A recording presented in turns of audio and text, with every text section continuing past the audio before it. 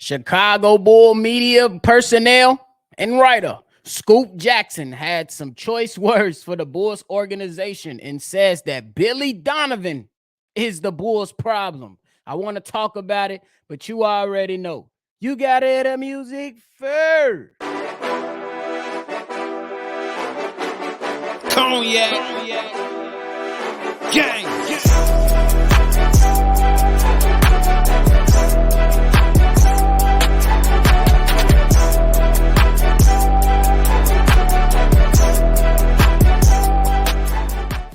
Shy Bulls podcast with the Cognac Boys. I'm Cognac Boy Bobby, and I'm holding it down again for me and my co-host C-Dub. If you like what you're listening to today, hit the like button, subscribe to the channel, and shake that notification bell so every time we drop, you'll be one of the first ones to know. Look, we've been talking about Summer League, but I wanted to take a quick break because I seen this article written by Scoop Jackson of the Chicago Tribune that says that the Bulls have a Billy Donovan problem. So I want to talk about it, get into some of the quotes from Scoop Jackson, and just kind of break it down because that the statement holds some validity. It holds some validity that was written by Scoop Jackson. Scoop Jackson is in this article. I think it was very well thought out, and he has some interesting points. One of his points that I want to touch up on is when he said, and quote, Nikola Vucevic got his bag, staying here contractually for at least the next 3 seasons for the low cost of $60 million is the new exercise in patience trend that will become more narrative than fact since the Nuggets prove patience has virtue when it comes to winning an NBA crown. Kobe White got his carry-on bag. DeMar DeRozan's going nowhere. Patrick Williams is not being shopped. Alex Caruso is locked in, and as of the writing of this column, Zach LaVine will continue to be the Bulls what Devin Booker is to the Suns and Jaylen Brown is to the Celtics. The single player they can't do without, but whose name is the first to come up when talking about why the team hasn't, can't, won't move forward. Man, that was some stuff that this guy Scoop Jackson pretty laid out for us. And just to start us before we continue on to go through, all the quotes, I think it's some validity up in this column right here, how Scoop Jackson pretty much started his article and when breaking down the Chicago Bulls and the landscape of the NBA and how the Bulls compare to that NBA in the sense of what this team is looking like and what it looks like moving into next season. So Scoop Jackson go on to say the ones to remind us that this core was a 6 seed in the East playoffs 2 years ago and had a 1-point lead with less than 150 seconds left in last year's play-in game against the team that went to the finals. The problem is we don't want to own up to what the problem is. Neither do the Bulls. Man, a lot of us, look, before we continue, a lot of us have been on either one side of saying, let's blow this thing up, or on the opposite side of, man, let's just retool. Let's build this. Let's continue to build this thing out, modernize the offense, and figure out a way to improve this team. Both sides, I understand both arguments. I'm not on the side of blowing it up. I don't want to see bad basketball. I know there can be some turnarounds that can be faster than others, but man, I know the stressors of having a team that totally stinks. We came from Jim Boylan. We seen guys like Fred Hoiberg, things like that in the most recent years. So I don't want to go through this, you know what I'm saying? But I do understand for the people that be like, man, it's just that they don't believe in the team. They don't believe in Zach. They don't believe in DeMar. They don't believe in that big three forming up with Nikola Vucevic, and that's fair. That's fair. But back on to what Scoop Jackson was talking about here in this article. He said what Arturas and Mark have done in their guard packs takeover is masterfully avoid the problem. After watching the heart and soul of their team leave itself in the opening round series against the Bucks in 2022, after realizing their 2-20 record during the regular season against all other playoff teams was way more affirmation than aberration after not even being honest enough with themselves to see that the team's reaction and follow-ups was to further underachieve with a 2 games under 500 season with their under undeserved spot in the play-in. They avoided that hard look in the mirror and still act as if there isn't a singular existing problem. They, as president and GM, have the controls to fix. Start staring back at them. Man, this guy Scoop Jackson is really scolding and putting all the business out on the Chicago Bulls. And honestly, you can't argue with much of what's being said so far. You cannot argue with what has been said so far. That Bucks series was atrocious. All around, we had one solid game where DeMar DeRozan was able to help the Chicago Bulls win one game in that Bucks playoff round in first round in 2022. And every game after that was just a complete letdown. The Bulls didn't look ready. They didn't look unprepared. You had injuries, no excuses because these guys were still out there playing. So the team totally didn't look good. Then we bounced back and have an underachieving year with 2 games under 500. We added Patrick Beverley to add some excitement. And though it was exciting, it ended in disappointing fashion. And I'm with Scoop right here to where it's saying that the front office clearly have avoided the problem. And this guy said that they avoided to look in the mirror. They didn't even glance at a mirror, in my opinion, because they came back after that Bucks. The way that Bucks season series ended, Mark Eversley and AK came out and was like, we're gonna ride it out. We're gonna stick with the continuity because they were still banking on the health of Lonzo Ball. And look, I know what Lonzo Ball can bring, but I was not on board with the continuity thing simply because one person shouldn't be able to change the world, or in this case, the Chicago Bulls world. There will be people that say, well, when Lonzo Ball was here, we was first.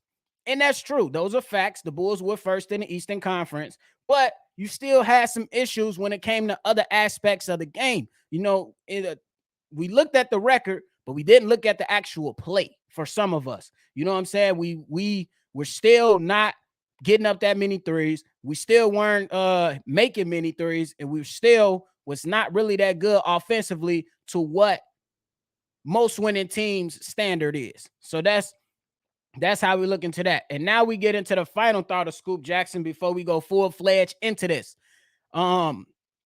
Scoop Jackson goes on to say, one which could give this kept core intact and currently constructed roster a for real chance to discover who they are, can be as a unit despite playing for an organization where the ownership seems perfectly comfortable being stuck exactly where they are. The Bulls have a Billy Donovan problem, full stop, but it won't stop. I'm going to say this. Scoop Jackson, hell of an article. A hell of an article that he released yesterday. And I really can't argue with with many things that he said. It's just to go ahead and back up what he was kind of saying. Because if we're looking at Billy Donovan, in 236 games that Billy Donovan has been coaching the Chicago Bulls, he has a record of 117 and 119 for 49% win percentage for the Chicago Bulls. We've came out here, we question rotations, we question plays out of timeouts, we question in-game decisions. We question his self-awareness to put players in that make sense during certain situations of the game. You will see Billy Donovan go play small ball against teams that's out there towering over the guys that are currently on the court. You've seen many different things to where not only myself or my co-host C-Dub called out over our live calls. So make sure y'all hit that notification bell because we do live calls. We were sitting there like, Billy Donovan, what are you doing? Why would you take out Andre Drummond in the situation to where you need rebounds, and then you put Derrick Jones Jr. in there? And you know what I'm saying? You put he's tall, but he ain't got the weight, the girth to bang and go up there and fight for those man rebounds or those costly rebounds that you need in closing moments of the game. You will see certain games with Billy Donovan at the helm, you know, you will see a good first half from Andre Drummond, and then you won't see him for the rest of the game. And don't get me wrong, Andre Drummond wasn't perfect, but that's just one example of what was really going on. We seen multiple things happen when Ayodo Sumo was struggling. Estella Billy Donovan, continually to put trust in him and build up for him and draw up plays and make decisions for him to get him going. Billy Donovan benched him for Goran Dragic. We seen that. We seen Billy Donovan bench Patrick Williams. And that was some calls to do that for both of those players, Ayodo Sumu and Patrick Williams. But at the same time, we, not just here on Shy Bulls podcast, but some of our other people that we affiliate with, they came out and they pretty much said the same exact thing. Patrick Williams performs better, Billy, when you draw up things for him. And we like to compare it to some of the other great coaches. You know what I mean? So some of the other good coaches around the league. To get certain players going, you draw things up for them. You do things intentionally. Because in 2022, we was like, man, why aren't the Bulls going to Vooch more often in the post? Boom. Then we seen some more touches get distributed to Nikola Vucevic this past season. But then if he had a good start in the first half, you see the Bulls kind of go away from that in the second half. So I understand that's not all on coaching. That's a player thing too. But you as the coach got to hold these players accountable. And that's what we really getting at. You know what I'm saying? Me personally, I don't see Billy Donovan as a great coach. I think he's a solid coach. You know what I'm saying? Everybody can't have great coaches. And to be frank with you, it's not a lot of great coaches around the NBA. It's a lot of good coaches, a lot of well-deserving coaches, but it's levels to this. It's only a few great coaches in the NBA. So the teams that do got them, cherish them, because we only dealing with good over here with some flaws. So the article from Scoop Jackson, man, I totally understand it. I totally see where he's coming from, because a lot of us have called, you know what I'm saying, for Billy Donovan to get up out of there. And I can't argue with that. But the question is we're going to get rid of him. Who are we bringing up next? You know what I mean? Who's the next great big thing? Because if we just getting rid of Billy Donovan just to bring in a Doc Rivers, I seen some people throw out Mark Jackson. I seen some people throw out Frank Vogel before he just got signed to the Phoenix Suns. I seen a lot of those things, but I was like, man, why can't, the Chicago Bulls find a diamond in the rough? You know what I'm saying? Similar to what Eric Spoelstra did. I'm not saying go ahead and promote your video guy, but why can't we evaluate talent? What within on the basketball court and in the coaching and within the coaching staff? Why can't we figure something out to get a young guy that comes in and do something spectacular? Hence, like how the Boston Celtics had something great with Ime Udoka. He came out of nowhere and performed X's and O's. And that's one of the things that I question with Billy Donovan, his X's and O's. I'm going to keep it a buck. I'm pretty sure he has way more knowledge than me, because he's been coaching the game for so long. Won national championships, been in playoff, battles, and had multiple all-star players. But the thing is, from the outside looking in, you still can question some of these things from what my eyes tell me or what your eyes tell you. We still have a right to question what the hell is going on with the team we cheer for and love and spend dollars on merch.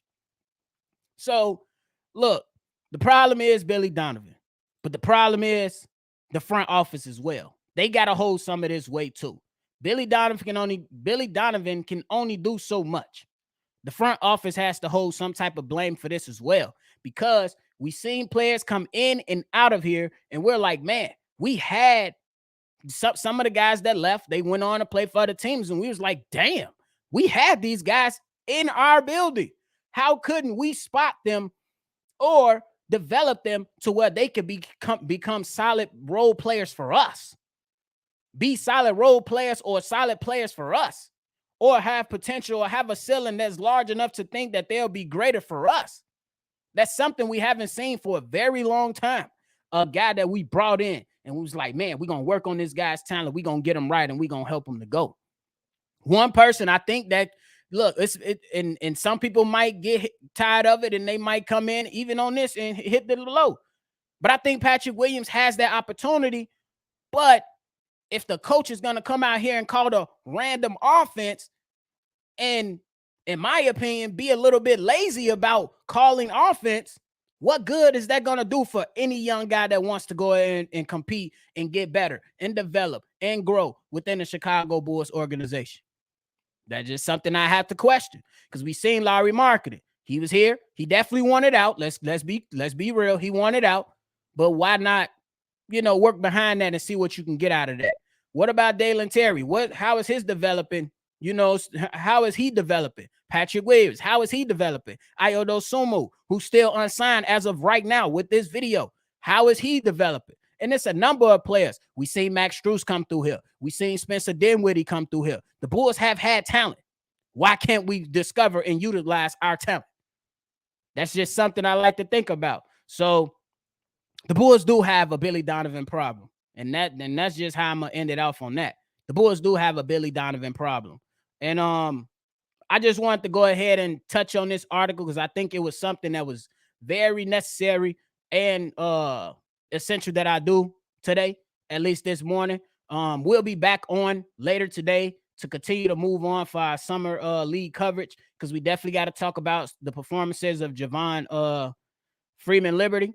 And then I also want to get into Dalen Terry. So y'all keep y'all eyes open for that. That should be coming later on today. But that's it for me today. Y'all let me know in the comment box below. Does the Bulls have a Billy Donovan problem? I know most of y'all going to say yes.